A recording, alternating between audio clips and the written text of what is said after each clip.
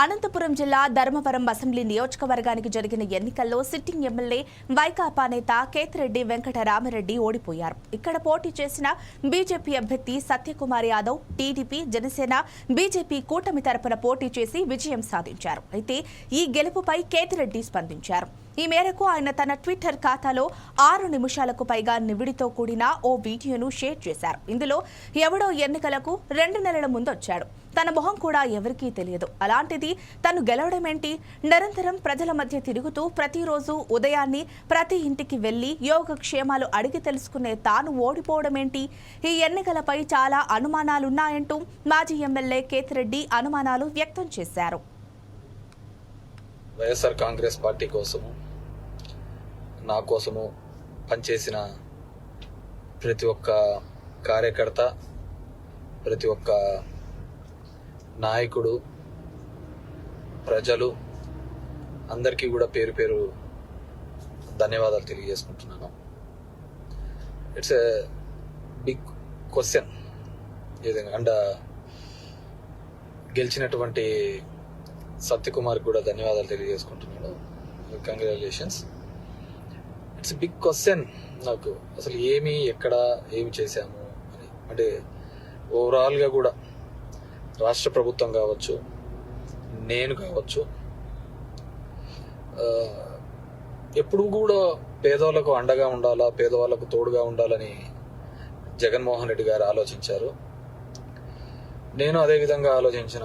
ఈ 5 years అయితే అసలుకు నేను ఎక్కడన్నా విజయవాడ అలాంటి ప్రాంతాలకు పోయి రాత్రి 2 గంటలకు వచ్చినా కానీ మళ్ళీ పొద్దున్నే 7 గంటలకల్లా లేచి ఇంటింటికి వెళ్ళి తిరగడం జరిగింది.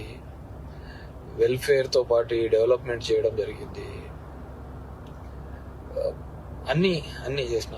కేవలం 2 నెలల్లో వచ్చి అసలు అతను ఎవరో తెలియదు, పాడు తెలియదు.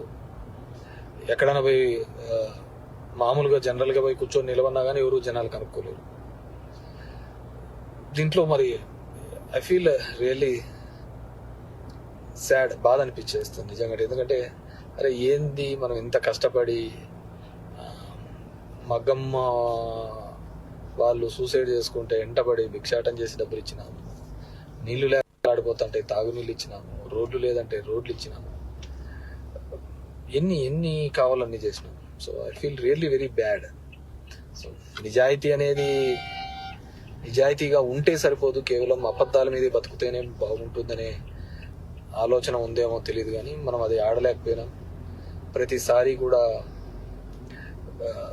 ఇంటికి వచ్చిన ఎవరికే కానీ ఇబ్బంది పెట్టకూడదు, న్యాయం చేయాలనే ఒక ఆలోచన ధోరణితోనే పనిచేసుకుంటూ రావడం జరిగింది. కానీ దురదృష్టం, అదే జగన్మోహన్ రెడ్డి కూడా అంతే. మొట్టమొదటిసారి ఒక నాయకుడు పేదవాళ్ళకు మేలు జరగాలి అని ఆలోచించాడు. మేబీ సంక్షేమం ఎక్కువగా చేసి ఉండొచ్చు, ఎప్పుడు లేనంత. అంత మాత్రం అభివృద్ధి జరగలేదు అనేది మాత్రం అబద్ధమే కదా. మీ గ్రామాల్లో ఉన్న సచివాలయాలు కావచ్చు, హాస్పిటల్స్ కావచ్చు, అసలు అవినీతి లేకుండా జరగడం ఏంది. ఇంతకుముందు ఏ విధంగా ఉండేది, ఇప్పుడు ఏ విధంగా ఉండేది, వాటిని కూడా చూడలేకపోవడము దురదృష్టకరమే అనుకోవాలి.